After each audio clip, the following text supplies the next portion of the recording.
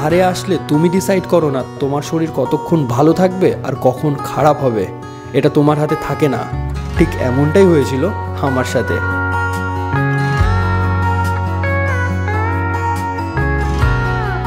যেমনটা তোমরা আগের ভিডিওতে দেখলে, এই যে উপরে আই বাটনে আগের ভিডিওর লিঙ্ক দেওয়া রইল। তো অনেক দিন মেনটেন করার পর দুধ চা খেলাম অনেক দিন বাদে। এখন যাব চা খেতে, ডাকলো এইমাত্র। আর একটা দিনও লিকার চায়ের কোনো বন্দোবস্ত হলো না, শুধু দুধ চাই। দুধ চা অ্যাভয়েড করার চেষ্টা করছি, কিন্তু আজকে একটু খেতে ইচ্ছা করছে, আজকে একটু খাবো। সারচুতে দাঁড়িয়ে একটু চা খাচ্ছি, আর পেছনের ল্যান্ডস্কেপ একেবারে ভিন্ন। নিচ দিয়ে নদী বয়ে যাচ্ছে, আর উপর দিয়ে পাহাড়ের স্ট্রাকচার গুলো দেখে মনে হচ্ছে আমাদের বিল্ডিং তৈরি করার জন্য বালিতে যেরকম স্ট্রাকচার হয়ে থাকে ঠিক সেই রকম। হ্যাঁ, তখনকার আপডেট ছিল দুধ চা খেতে খেতে সারচুর ল্যান্ডস্কেপ উপভোগ করছি, আর এখন লো অক্সিজেন লেভেলে অন্ধকারে নেতিয়ে পড়ে রয়েছি। অন্ধকার কেন? কারণ সারচুতে এখনও পর্যন্ত ইলেকট্রিসিটি পৌঁছয়নি। প্রত্যেকটা ইন্ডিভিজুয়াল টেন্টে তাদের নিজস্ব আলাদা আলাদা জেনারেটরের বন্দোবস্ত আছে।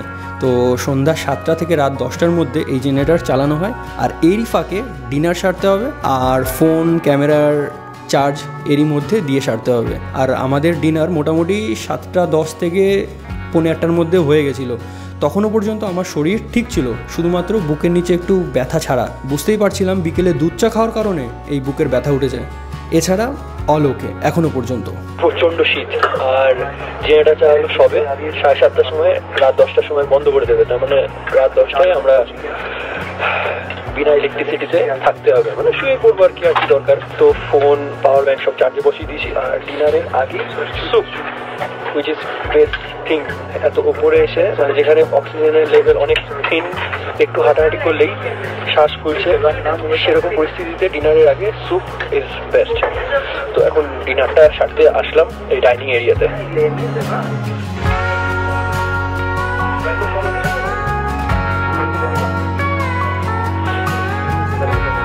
এই ভিডিওটা করার পরে দেখলাম যে ভিডিওটা ঠিকঠাক আমি ডায়লগটা ডেলিভারি দিতে পারলাম কিনা। তো এক জিনিস নোটিস করলাম, আমার চোখ গেছে লাল হয়ে।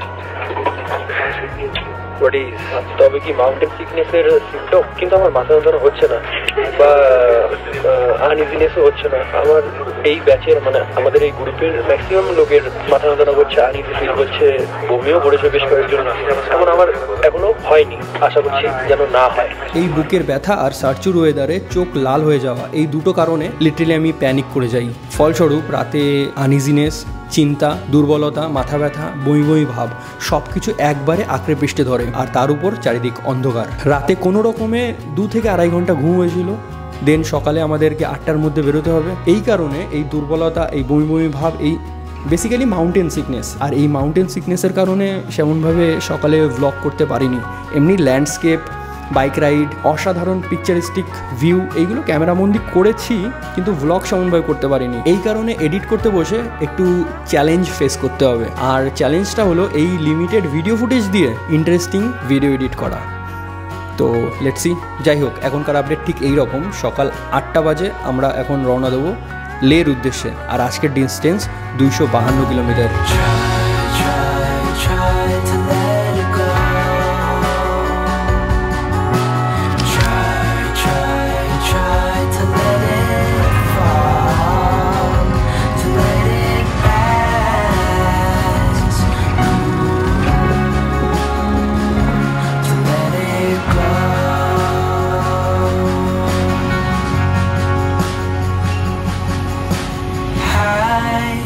Above us in the clouds, soaring in the wind. মোটামুটি সারচু থেকে 84 কিলোমিটার পার করে দাঁড়াই একটা ক্যাফেতে। আর এই 84 কিলোমিটার রাস্তা ছিল একেবারে লিটারেলি অফ রোড। শুধু রক্ষে একটাই, গতদিন বৃষ্টি হয়েছিল, ধুলোর পরিবর্তে কাদা পেয়েছি। যদি বৃষ্টি না হতো পুরো শরীর পাউডারে ভরে যেত, মানে জ্যাকেট, হেলমেট, জুতো, গাড়ি।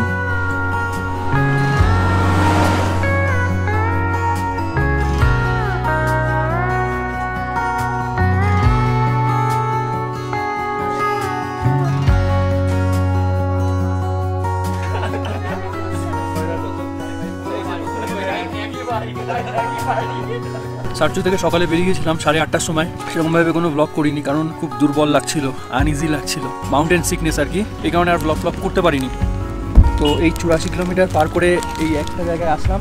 এখানে একটা ক্যাফে টাইপের রয়েছে, এখানে সবাই খাওয়া দাওয়া করছি। এখন বাজে 12টা, এখনও 6 ঘন্টা 6.5 ঘন্টা বাদে লেতে পৌঁছবো। এখন খাচ্ছি পার্লে-জি বিস্কুট আর মাজা 10 টাকার, কিন্তু দুটোই 15 টাকা করে নিচ্ছে। আর এর আগে ডিমের অমলেট খেয়েছিলাম, খুব খিদেও পাচ্ছিল, ভারী কিছু খেতেও ইচ্ছা করছিল, এই কারণে ডবল ডিমের অমলেট খেয়ে তারপর শরীরটা এখন একটু ভালো লাগছে। তারপর এই যে ব্লগটাই স্টার্ট করছি। এখনও মোটামুটি 170 কিলোমিটার পার করতে হবে, তারপরে গিয়ে আমরা লেতে পৌঁছবো। সারচু থেকে এই 84 কিলোমিটারের পথ ছিল একেবারে অফ রোড। একটাই রোগ খেয়ে যে সকালে বৃষ্টি হয়েছিল এইসব চত্বরে, সেই কারণে ধুলো ময়লার বদলে কাদা হয়েছিল রাস্তায়। নাহলে ধুলো হলে এই জামা কাপড় একেবারে যাচ্ছে তাই অবস্থা হয়ে যেত। কাদা হয়েছিল বলে শুধু জুতোর উপর দিয়েই ধকল গেছে। আর জুতো দেখলে তোমরা অনুমান করতে পারবে যে কতখানি অফ রোড ছিল আর কতখানি রাস্তায় কাদা ছিল। যদি বা ভিডিও করতে পারিনি, খুব উইক লাগছিল আমারও আর আমার পিলিয়নেরও, মানে যে আমার পার্টনার তারও, এই কারণে আর ভিডিও করা হয়নি।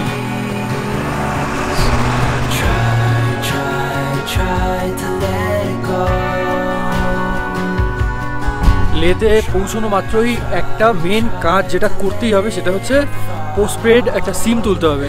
ফোনে একদম কোনো নেটওয়ার্ক নেই, ইন্টারনেট তো অনেক দূরের কথা। ভিডিও অলরেডি একটা এডিট কমপ্লিট হয়ে রয়েছে, আমি আপলোড করতে পারছি না এই ইন্টারনেটের জন্য। তো লেতে গিয়ে মোস্ট প্রবাবলি নেট পেয়ে যাব, তখন ভিডিওটা আপলোড করব।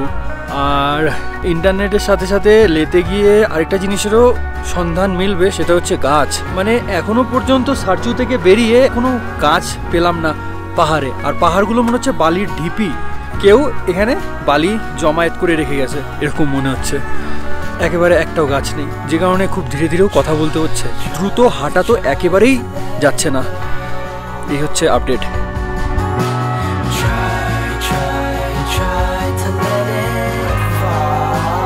এই ক্যাফে থেকে হালকা পেট পুজো করে রওনা দিই লের উদ্দেশ্যে। আজকে শুরুতে কিছুটা মাখনের মতো রাস্তা পেয়েছিলাম ঠিকই, 84 কিলোমিটারের ম্যাক্সিমামটা ছিল অফ রোড।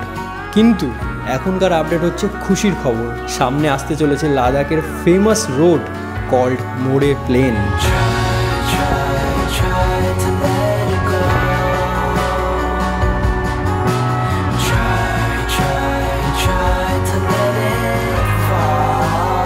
যার ডিস্টেন্স 40 কিলোমিটার। সেই সাথে বাইক রাইড করব সমুদ্রপৃষ্ঠ থেকে 4800 মিটার, অর্থাৎ 19,000 ফুট উঁচুতে।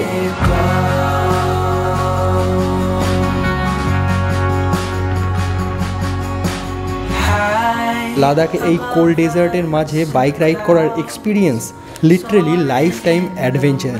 এই রাস্তায় বসে কয়েকটা ফটো ক্লিক না করলে এই অ্যাডভেঞ্চার ট্রিপে কিছুটা ঘাটতি থেকে যাবে।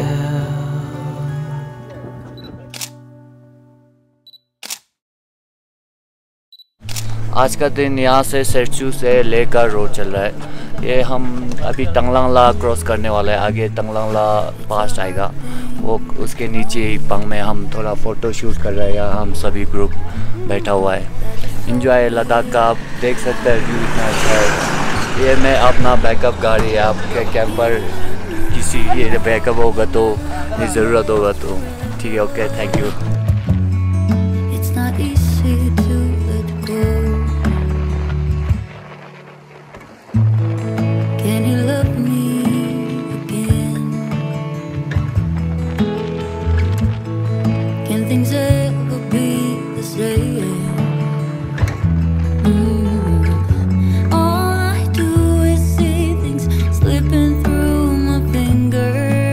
মোড়ে প্লেন পার করেই আমরা পৌঁছলাম তাংলাংলা পাস। 17,482 ফুট উচ্চতায় এই পাস অবস্থিত। এখন একটু খিদে পাচ্ছে, একবারে দাঁড়াবে লেতে, কিন্তু এই খিদের জন্য এখান থেকে পাশেই পেছনে ক্যাফে রয়েছে, এই ক্যাফে থেকে কিছু একটা খাবো। মেঘ করেছে, বৃষ্টিও হচ্ছে, যে কারণে এই জায়গাটা একেবারে ডার্ক নাইট একটা ভাইব আসছে, সেই সাথে বৃষ্টি। তাড়াতাড়ি ক্যাফের মধ্যে ঢুকি, প্রচণ্ড বৃষ্টি শুরু হবে এক্ষুনি।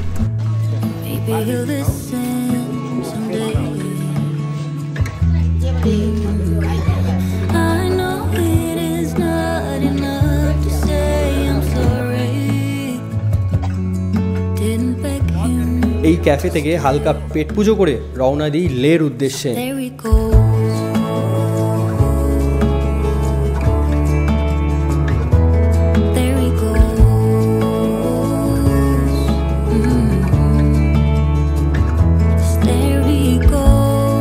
লেতে পৌঁছে গেছি, এখন ঘড়িতে বাজে 6:30।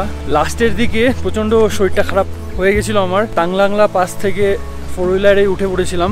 এখন নিঃশ্বাস প্রশ্বাস নিতে কোনো সমস্যা একেবারেই হচ্ছে না। ডিরেক্ট যদি লেতে আসা হয় তাহলে অবশ্যই শ্বাস প্রশ্বাসের সমস্যা হবে। আর যেহেতু 2 দিন প্রথমে জিসপা তারপরে সারচু হয়ে তারপর এইখানে লেতে এসছি, এই কারণে শ্বাস প্রশ্বাসে মানে নিঃশ্বাস নিতে কোনো সমস্যা হচ্ছে না। এই 2 দিন অ্যাক্লিমেটাইজ হয়ে গেছে। আর লেতে এসে ব্যাগ রুমে রেখে প্রথম কাজ সেটা করতে বেরিয়ে গেছি, সেটা হচ্ছে সিম নিতে হবে। লোকাল এখানকার সিম নিতে হবে, কারণ বাড়িতে কোনোভাবে কমিউনিকেট করা যাচ্ছে না। যদি কিনা আমার সিম পোস্টপেড হতো তাহলে কন্ট্যাক্ট করতে পারতাম, যেহেতু প্রিপেড সেই কারণে কন্ট্যাক্ট করতে পারছি না। তো যাই হোক, এখান থেকে লোকাল সিম কোথায় পাওয়া যায় দেখা যাক। হোটেলেই বন্দোবস্ত করে দেবে বলছিল, কিন্তু যে সিম দেবে সে এখনও আসেনি, আসতে তার লেট হবে। কিন্তু অতটা সময় আমার হাতে নেই, তাড়াতাড়ি সিম নিয়ে বাড়িতে কথা বলতে হবে। তো এখানে পথ চলতি এখানকার লোকাল একজনের কাছে শুনলাম যে সিম কোথায় পাওয়া যাবে। বললো এখান থেকে 300 মিটার মেন মার্কেটের দিকে যেতে হবে, মানে 300 মিটার দূরে গিয়ে মেন মার্কেট, সেখানে আর কি সিম পাওয়া যাবে।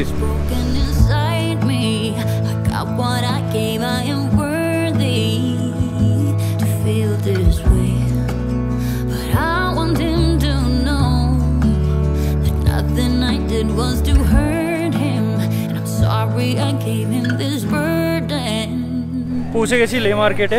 এখানেই সন্ধান করতে হবে সিম কোনো দোকান থেকে। আর এই লে মার্কেটটা গ্যাংটকের এমজি মার্কেটের মতনই অনেকটা, কিন্তু একটু ছোট এই আর কি, কিন্তু খুব অ্যাস্থেটিক। লেট মি রিকারেক্ট, ছোট নয়, হিউমাঙ্গাস। আমি শুধু ওই সাইডটা ঢুকেই মনে হলো যে ছোট, কিন্তু ছোট না, ভালোই জমজমাট একটা মার্কেট। আর পেছনের এটা কি জানি না, মনেস্ট্রি কিংবা যাই হোক কিছু হবে, এটা দেখে বেশ লাগছে।